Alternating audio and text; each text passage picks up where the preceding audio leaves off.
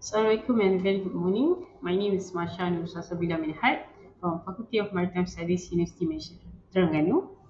I will share with you my study on flood disaster management, a case study at Kelantan. This is a little bit about myself. I'm a lecturer in maritime operation from Faculty of Maritime Studies. My academic qualification, I have PhD in supply chain management from University of Central Lancashire, United Kingdom. Master of Engineering from Universiti Putra, Malaysia, and Bachelor of Engineering in Civil Engineering from Universiti Malaysia Pahang. My research interests include oil and gas industry management, project management, offshore vessel network and supply chain management, as well as humanitarian logistics. Okay, this is the overview of my study. My presentation today: introduction, problem statement, objective, literature review, methodology, result and discussion, as well as conclusion. For introduction, flood is the most common disaster in Malaysia since 1920s. We can see that we have severe flood during 1970s around Malaysia, and as well as 2014 among the severe flood in Malaysia. And then a flood in the east coast of Peninsular Malaysia, Kelantan, among the district such as Gomusang, Kuala Krai, Lantau Panjang, Tumpat, Kota Baru, Tanah Merah and Jeli are prone to flooding. Optimization of flood rescue operation is crucial in saving life. Research problem is this is what being mentioned by the victims: delay in rescue operation, lack in rescuing operation. So from these two research problems, we come up with two research questions. The first one: what are the challenges in flood rescue operation? For us to understand what might contribute to the delay in rescue operation, and then what are the factors to improve effectiveness of a flood rescue operation. Let us look at the study that have been done on flood topic. Challenge in flood rescue operation. These are among the challenges mentioned by the previous study. The first one is awareness, lack of awareness regarding SOP for natural disaster. And then ensuring a high degree of situation awareness is one of the challenging duties for many rescue teams. Communication. Rescue are not able to exchange information due to maybe bad weather and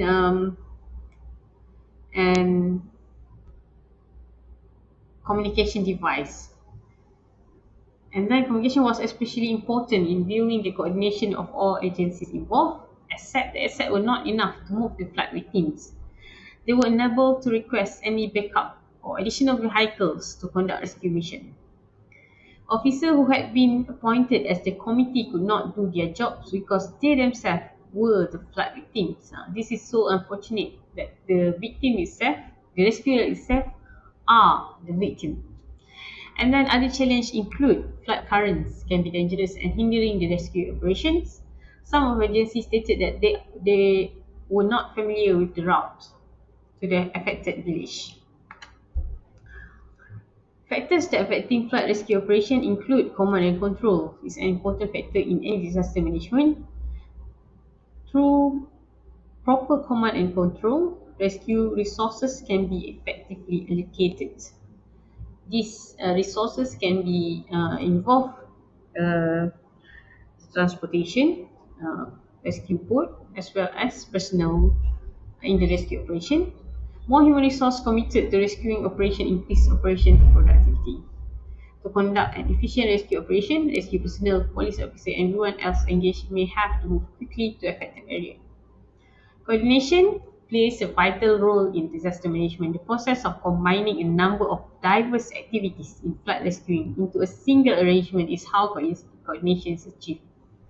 Equipment and logistic support are crucial during disaster response. Managing the availability of equipment and ensuring timely maintenance for relief and project items such as water storage tanks, rescue boats, and other things including food and medical aids is crucial in preparedness planning.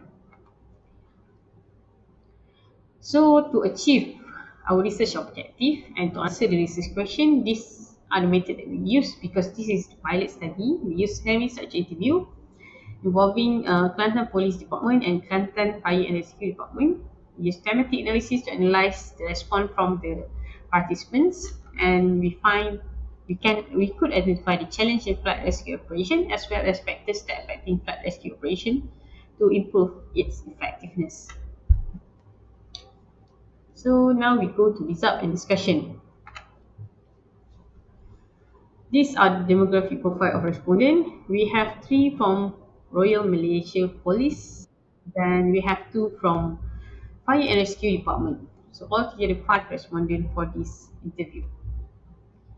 So the challenge that we found from the study are communication issues, lack of rescuers, lack of asset, lack of awareness among communities, as well as other constraints including currents, strong currents during the flood rescue operation, as well as different elevation that make it difficult for the rescuer team to save the flood victim. Now we're going to go one by one. The first one is communication issues. It's being said that it is difficult for the rescue team to communicate during a flight. Even though they use the walkie-talkies, there is still no signal due to the hill, and thus the frequency cannot reach the other rescuer. So maybe we can improve the device used during the rescue operation so that this thing might not happen again. And then lack of rescuers. Flood occasionally impact multiple locations. So when it happened in a lot of districts in Kelantan. So making it difficult for the officers that they have to cover all areas. So maybe this kind of thing can be solved if we identify volunteers and rescuer that can be added just to cater this kind of operation during flood. And then another one, there is lack of manpower to deploy the qualified for this large pack food because we need more people to deploy this food. And then lack of asset. The police department and fire and rescue department face challenge in approaching the village due to its numerous narrow roads and alleyways as they only possess large roads. I would say that this is the issue, not just lack of asset, but lack of specific asset for that kind of operation. Because we have to understand that in Kelantan, the housing area is not very structured. So some of the house is very close to one another. It's quite difficult to navigate using boat. Even if you want to transport by car, it's quite difficult to navigate through the narrow road. And then they need to borrow a small boat from the villages. But there are 2 issues here. That small boat can only accommodate 3 to 5 people. Thus, that will take longer time to evacuate all the flood victims. That is the first thing. The second thing, it cannot withstand strong currents due to its low horsepower. And then also lack of awareness among communities. The local in Kelantan disobey the warning based on their belief in personal experience. So we understand that they facing flood almost every year. So they believe that they know better than the authorities. So they tend to not listen to the warning given by the authorities during the flood event. Other constraint, it is challenging for the rescue team to transport the boat when a road is closed off due to flood. This is due to different elevation. Some roads are unaffected. So when we say that it is unaffected, meaning to say that it's not covered by water, flood water. So they have to step out of the boat and walk by foot and carry the boat as well as victim inside it.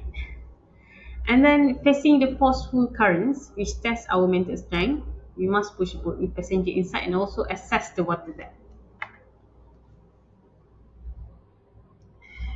And then factors that affecting flood rescue operation, human resource, equipment and logistic, coordination, command and control. Let us look on human resource. So they said that police department and fire rescue department of Kuala require an adequate number of officers. 10 officers are needed to transport each boat into the affected region. And then the police department and fire and rescue department of Kelantan require a 22-foot long boat with a maximum capacity of 8 people. This is based on their perception that the optimum size of boat for the rescue operation. Cooperation among the villages, APM and other agencies is crucial. Working collaboratively with the local villages is essential because they require assistance in guiding them. So we can say that some of the challenge being mentioned are they are not familiar with the route, so that they have to cooperate with local villages so that the local villages can guide them during the rescue operation. And then the last one is command and control. The police in charge of each district will serve as the coordinator and contact the APM, the fire and rescue department, NGOs, and other relevant agencies to discuss the division of responsibilities. The division of tasks and responsibilities is very important to ensure that we can cater the whole flood affected area during the rescue operation. So the team leader have to organize each agency into groups. The conclusion this pilot study, we could conclude that most of the issues are internal challenge, communication, manpower and asset. Suggestion for the respective government agencies to work collaboratively and efficiently in conducting flood rescue operation while considering aspects such as SOP and designated head of rescue operation that will coordinate and command the whole operation. We need someone that can coordinate the whole thing. Maybe we can appoint few head for the districts or affected area based on maybe river basin, and then the head of the whole operation need to monitor and give command to each head of the district.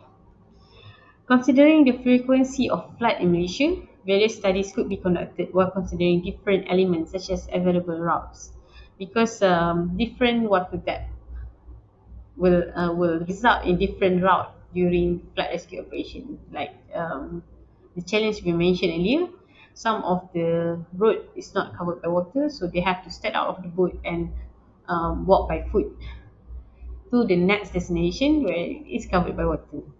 So if we study this earlier, uh, study on the water depth and the available routes based on the water depth. So this can improve the operation, and then we can improve flood rescuing preparedness. This has to be done upfront before the rescuing operation or before the flood event, so that we can identify which are available routes based on the water depth.